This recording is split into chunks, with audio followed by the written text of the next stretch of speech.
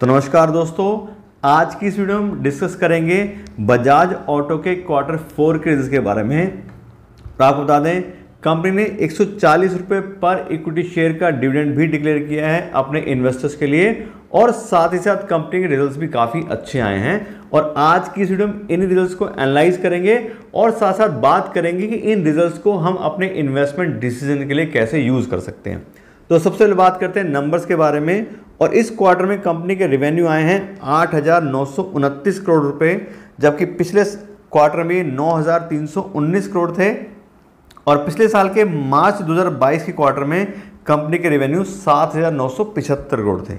यहाँ पे अगर हम कंपैरिजन करें तो क्वार्टर बेस पे कंपनी का रेवेन्यू 4% डिक्रीज हुआ है, लेकिन ईयर ऑन ईयर बेस पे देखें तो कंपनी का रेवेन्यू 12% से इंक्रीज हुआ है। तो मिले जुले रिजल्ट्स हैं दोनों ही कंपैरिजन में। उसके बात करें कंपनी की ऑपरेटिंग प्रॉफिट की, तो इस क्वार्टर कंपनी का ऑपरेटिंग प्रॉफिट आया है 1,657 करोड़ रुपए का, जबकि पिछले क्वार्टर में 1,757 करोड़ था। और पिछले साल के मार्च 2022 क्वार्टर में कंपनी का ऑपरेटिंग प्रॉफिट 1,361 करोड़ था। यहाँ पे देखें तो क्वार्टर बेस पे कंपनी के ऑपरेटिंग प्रॉफिट 6% कम हुए हैं, लेकिन ईयर ऑन ईयर बेस पे बात करें तो कंपनी का ऑपरेटिंग प्रॉफिट 22% से इंक्रीज हुआ है। और जो एक प्रॉफिट इंक्रीज हुआ है कंपनी का ऑपरेटिंग प्रॉफिट, उसका रीजन है कंपनी के ऑपरेटिंग प्रॉफिट मार्जिन में थोड़ा सा इंक्रीमेंट आना। यहाँ पे देखें तो इस क्वार्टर कंपनी का ऑपरेटिंग प्रॉफिट मार्जिन आया 19% का। पिछले क्वार्टर में भी सेम 19% था, लेकिन पिछले साल के मार्च 2022 क्वार्टर में कंपनी का ऑपरेटिंग प्रॉफिट मार्जिन 17% था। तो साथ देखें तो ईयर ऑन ईयर बेस पे कंपनी का ऑपरेटिंग प्रॉफिट मार्जिन इस क्वार्टर में 2% पॉइंट से इंक्रीज हुआ है। उसके बाद देखें कंपनी का नेट प्रॉफिट, तो इस क्वार्टर कंपनी का नेट प्रॉफिट आया है 1,705 करोड़ रुपए का, जबकि पिछले क्वार्टर में 1,473 करोड़ रुपए था। और पिछले साल के मार्च 2022 के क्वार्टर में कंपनी का नेट प्रॉफिट 1,526 करोड़ था। और यहाँ देखें तो क्वार्टर बेस पे काफ़ी अच्छा 16% का इंक्रीमेंट आया है कंपनी के नेट प्रॉफिट में। और ईयर ऑन ईयर बेस पे भी कंपनी का जो नेट प्रॉफिट है वो 12% से इंक्रीज हुआ है। ऐसे अगर हम बात करें कंपनी की अर्निंग पर शेयर की, तो इस क्वार्टर कंपनी की अर्निंग पर शेयर आ रही है 60 रुपये 30 पैसे की, जबकि पिछले क्वार्टर में 52 रुपये 5 पैसे थी। और पिछले साल के मार्च 2022 क्वार्टर में कंपनी की अर्निंग पर शेयर 52 रुपये 74 पैसे थी। यहाँ पे देखें तो क्वार्टर बेस पे कंपनी की अर्निंग पर शेयर 16% से बढ़ी है, और ईयर ऑन ईयर बेस पे कंपनी की अर्निंग पर शेयर 14% से इंक्रीज हुई है।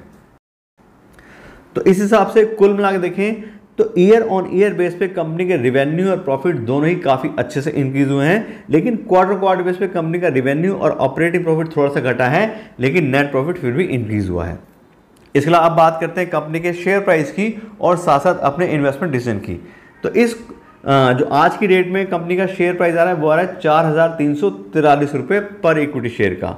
और साथ साथ कंपनी का अगर हम स्टॉक का पी/वाई चेक करते हैं तो 22 के पी/वाई पे आज की डेट में ये शेयर ट्रेड कर रहे हैं। और सेक्टर की जो पी/वाई चेक करें तो वो 40 की पी/वाई आ रही है, यानी कि प्राइस बाय अर्निंग के हिसाब से ये स्टॉक अपने सेक्टर के मुकाबले काफ़ी सस्ता मिल रहा है। साथ साथ कंपनी को हमने डिस्काउंटेड कैश फ्लो एनालिसिस हिसाब से हमने वैल्यू किया है, कंपनी कितना फ्री कैश फ्लो जनरेट करती है उसके हिसाब से कितनी वैल्यू बनती है।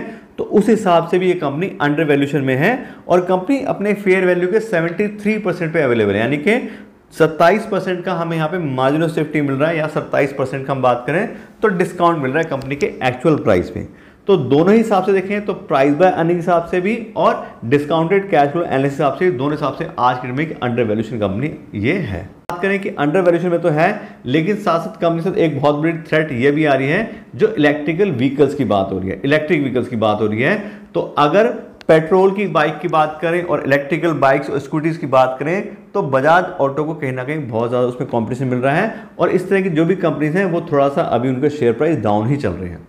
तो उस हिसाब से अगर बात करें तो अभी तक तो बिजनेस कंपनी का कोई ऐसा इफेक्ट नहीं हुआ है, अभी सब ठीक ठाक चल रहा है। लेकिन लॉन्ग टर्म में देखने वाली बात है कि इलेक्ट्रिक व्हीकल्स कितना इंपैक्ट अपना मार्केट में बना पाते हैं। उस हिसाब से हमें थोड़ा सा अपना जो फ्यूचर का विजन है वो लेके चलना पड़ेगा कि इस कंपनी में हमें रहना है या फिर हमें एग्जिट करना है। तो इस तरह से आज के रिजल्ट्स के लिए इतने रखते हैं। Thank you so much.